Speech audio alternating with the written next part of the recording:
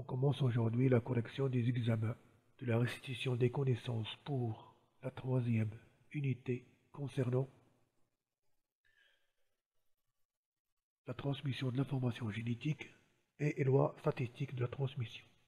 Et cela, bien sûr, pour les examens proposés lors des baccalauréats, des sessions normales 2020 pour les SVT, session de rattrapage 2020 et session normale 2021.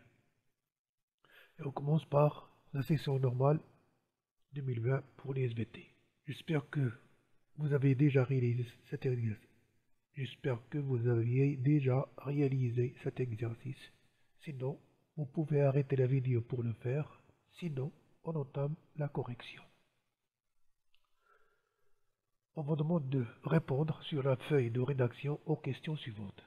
Définir le génie génétique et citer deux exemples d'application du génie génétique, l'un dans le domaine agricole et l'autre dans le domaine médical. Bien sûr, le génie génétique est un ensemble de techniques qui permettent bien sûr la modification du génome de l'être vivant en injectant un gène, un nouveau gène, c'est-à-dire un gène utile, pour que l'hôte soit modifié génétiquement et présente de nouveaux caractères. Comme définition, donc c'est l'ensemble des techniques qui permettent la modification génétique d'une cellule, d'un groupe de cellules ou d'un organisme afin de leur permettre d'exprimer de nouveaux caractères. Citez deux exemples d'application de génie génétique, l'un dans le domaine agricole, c'est-à-dire une modification d'une plante ou quelque chose comme ça, l'autre dans le domaine médical, c'est-à-dire la synthèse de l'insuline par exemple. Donc dans le domaine agricole, production de plantes résistantes aux insectes nuisibles, dans le domaine médical, production industrielle de l'insuline humaine. Deuxième question, pour chacune des propositions numérotées de 1 à 4, il y a une seule suggestion correcte. Recopier les couples et donner à chaque numéro la lettre qui correspond à la suggestion correcte. C'est-à-dire on vous demande d'abord de recopier les couples et de donner à chaque numéro la suggestion correcte. Par exemple, pour numéro 1, on vous donne ici les yeux de réplication apparaissent au cours de S au cours de la prophase, l'interphase, métaphase, télophase. Or, on sait que la prophase, la métaphase et la télophase font partie de la mitose. Par contre, l'autre partie, c'est l'interphase. Et on sait que la réplication, c'est-à-dire le dédoublement de l'ADN, se fait bien sûr avant la division. Donc, c'est au cours de l'interphase. Donc, la réponse juste, c'est B. Deuxièmement, la méiose donne 4 cellules diploïdes à partir d'une cellule mère diploïde. Non, c'est faux. 2 cellules diploïdes à partir d'une cellule mère diploïde. Ça se répète. 4 cellules haploïdes à partir d'une cellule mère diploïde. Oui. 2 cellules haploïdes à partir d'une cellule mère diploïde. Non. Donc c'est la réponse C. 3. Une personne atteinte du syndrome de Down. Donc le syndrome de Down, c'est aussi le mongolisme. On l'appelle aussi la trisomie 21. Donc l'individu présente 3 chromosomes 21 au lieu de 2. Donc le chromosome 22 en un seul exemplaire, non. Le chromosome 21 en 3 exemplaires possibles. Le chromosome 22 en 3 exemplaires, non. Le chromosome 21 en un seul exemplaire, non. Donc c'est B. Quatrièmement, la formule chromosomique d'un individu atteint du syndrome de Klinefelter. Klinefelter atteint surtout le sexe masculin. Et il présente bien sûr un chromosome supplémentaire, un chromosome sexuel supplémentaire. Donc 2N moins 1 non, 2N moins 1 non, 2N plus 1 oui, 2N plus 1 oui. Donc c'est l'un des deux. Et on voit X, Y, Y, c'est non, c'est un double Y, c'est pas le Klinefelter. Donc c'est la réponse c'est C. 2N plus 1 est égal à 22AA plus XXY.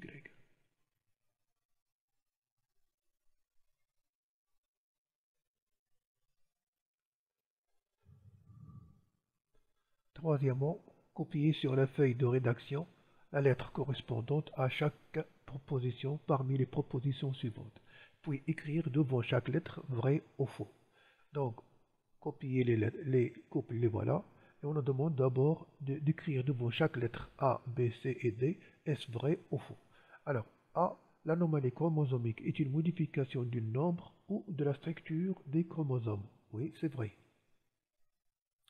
La translocation réciproque est le transfert d'un fragment de chromosome sur un autre chromosome. Non, c'est faux. Lorsqu'on parle de réciproque, c'est-à-dire que les deux chromosomes vont s'échanger de fragments de chromosomes. Donc c'est faux. C. La translocation chromosomique équilibrée modifie le nombre de chromosomes chez l'individu porteur de cette anomalie. Non, c'est faux, parce qu'il garde toujours ses chromosomes. Les maladies héréditaires récessives liées au chromosome sexuel X affectent les femelles plus que les mâles. Récessive, non, elle affecte plus le mâle que les femelles. Donc c'est faux. Quatrièmement, afin de relier les modifications de nombre et d'aspect des chromosomes, groupe 1, aux phases qui leur correspondent, groupe 2, copiez sur votre feuille de rédaction les couples, que voilà, et adressez à chaque numéro dans le groupe 1 la lettre qui lui correspond dans le groupe 2. Par exemple, les paires de chromosomes homologues forment des tétrades dispersés dans le cytoplasme. Alors, lorsqu'on parle de tétrade, c'est-à-dire formation de 4 chromatides, c'est-à-dire appariement de 2 chromosomes homologues, c'est à la prophase 1. Donc, c'est B. Deuxièmement, les centromères des chromosomes homologues sont situés de part et d'autre du plan équatorial de la cellule. Lorsqu'on parle de plan équatorial, donc c'est une métaphase. Donc, c'est la métaphase 1 ou 2. Mais ici, on parle de les centromères des chromosomes homologues sont situés de part et d'autre. Donc, chromosomes homologues situés de part et d'autre, c'est la métaphase 1. Donc, c'est A. Les centromères des chromosomes à 2 chromatides sont situés au niveau du plan équatorial de la cellule. C'est toujours la métaphase, mais celle-ci, c'est la métaphase numéro 2. Donc, c'est D. Et quatrièmement, les chromosomes non dédoublés perdent leur condensation formant la chromatine. Bien sûr, c'est la télophase. Donc la télophase 2, donc c'est C.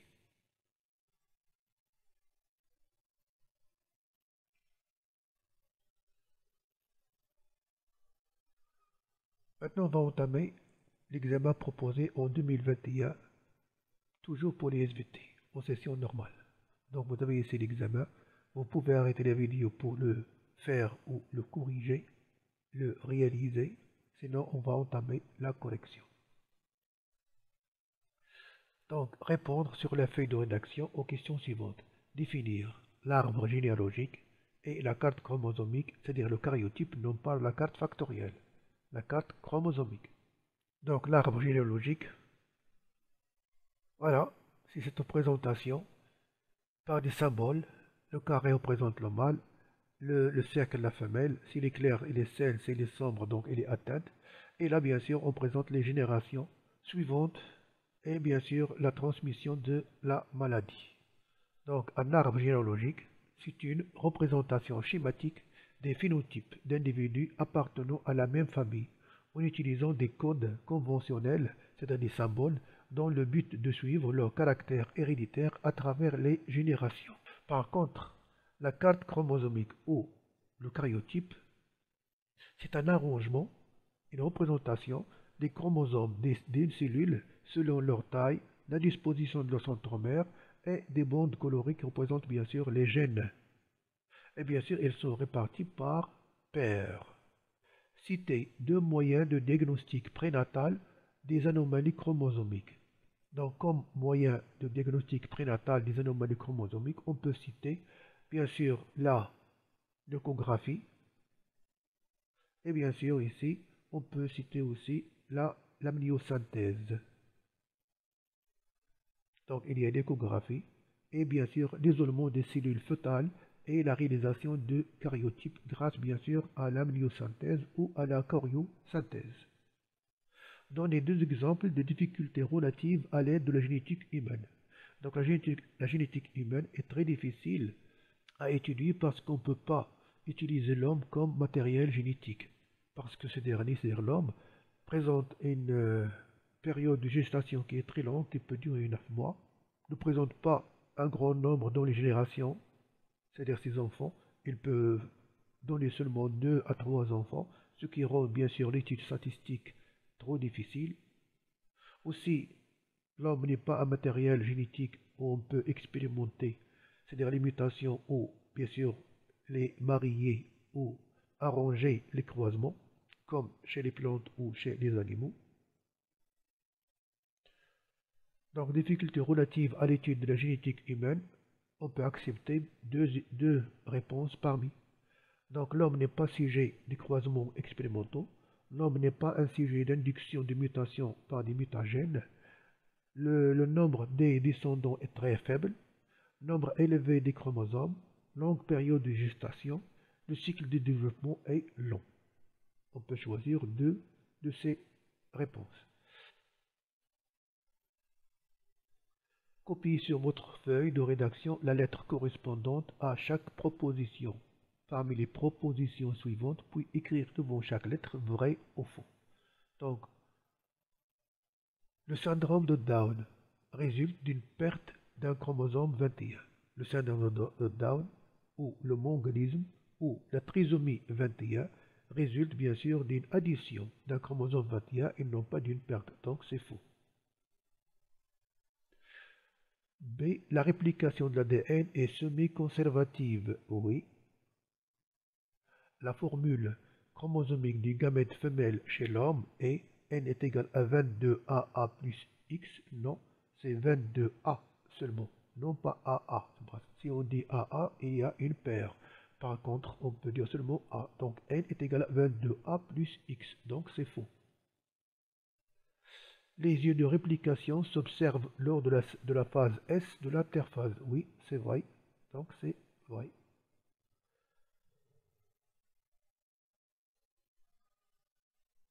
Maintenant, on va voir le dernier examen proposé en 2020 SVT en session de rattrapage.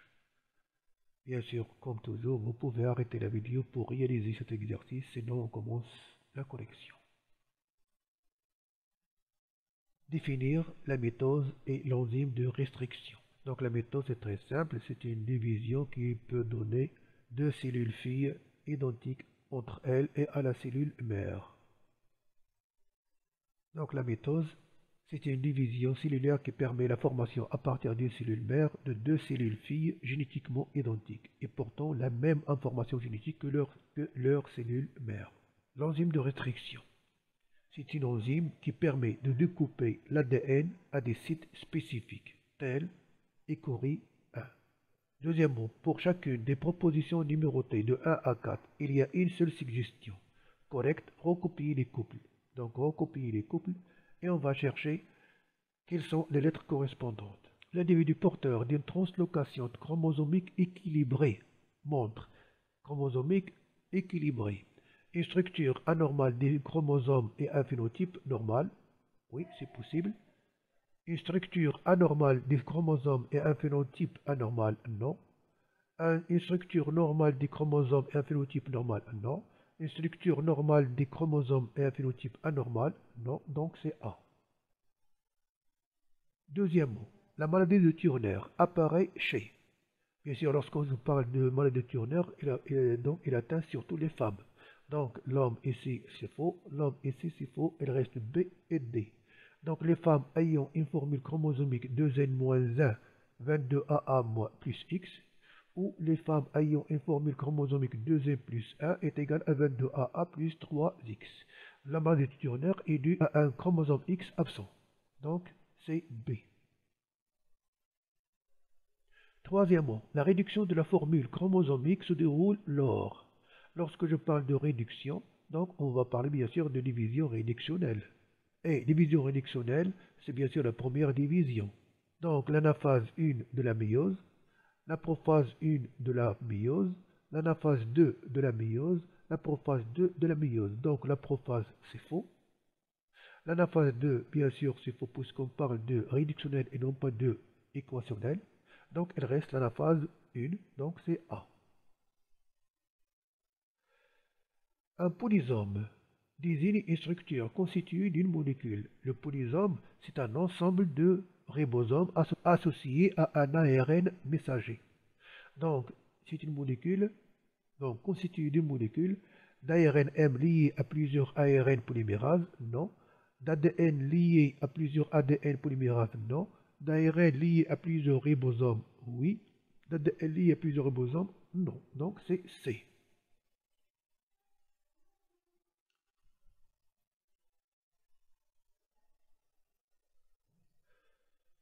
Troisièmement, copier sur la feuille de reproduction la lettre correspondante à chaque proposition. Parmi les propositions suivantes, puis écrire vrai ou faux. Donc, copier les couples, les voilà, et on va lire chacune de ces propositions pour savoir si elle est vraie ou fausse. Chez l'homme, la cellule diploïde contient deux lots chromosomiques d'origine maternelle. Non, parce que l'homme, c'est le résultat d'une association d'un spermatozoïde, c'est-à-dire mâle, et un ovule, c'est-à-dire femelle. Donc un lot de chromosomes, c'est-à-dire d'origine paternelle et maternelle. Donc c'est faux. La fécondation amplifie le brassage chromosomique effectué lors de la méiose. La fécondation amplifie le brassage chromosomique effectué lors de la méiose. Oui, bien sûr, parce que la rencontre des gamètes se fait bien sûr au hasard et ce qui augmente bien sûr ce brassage. Donc c'est vrai. C. Les plasmides sont des molécules d'ARN circulaires utilisées comme outils en génie génétique. Les plasmides, ce sont des ADN circulaires, non pas ARN circulaires. Donc c'est faux. Le caryotype est une représentation de l'emplacement relatif des gènes sur un chromosome. Le caryotype, c'est une représentation de l'ensemble du chromosome d'une cellule. Donc c'est faux. Quatrièmement, afin de relier chaque élément du groupe 1 à la définition correspondante dans le groupe 2, copier les couples que voilà et adresser à chaque numéro la définition qui lui correspond. C'est la lettre qui lui correspond. Alors, une tétrade. Donc tétrade, on sait que c'est un ensemble de chromatides, 4 chromatides, c'est-à-dire association ou appareillement de chromosomes homologues. Donc, si on cherche ici, C, structure formée suite à l'appariement de deux chromosomes homologues lors de la prophase 1. Donc 1, c'est C. 2. Crossing over ou enjambement chromosomique.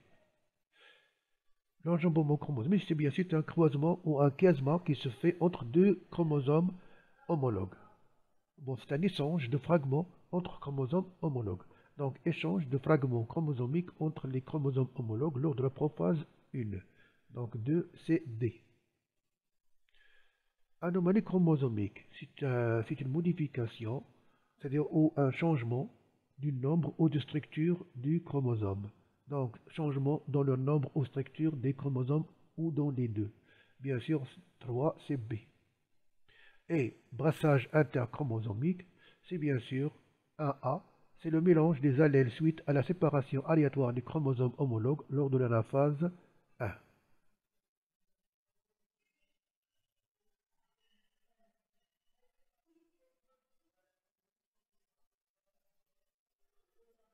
Alors, comme convenu, je vous laisse cesser les exercices de restitution des connaissances proposées lors des épreuves du baccalauréat marocain, section Sciences Maths A, pour les années 2016, que voilà, et pour l'année 2017. Donc je vous les laisse pour les réaliser chez vous en attendant la prochaine séance pour les corriger.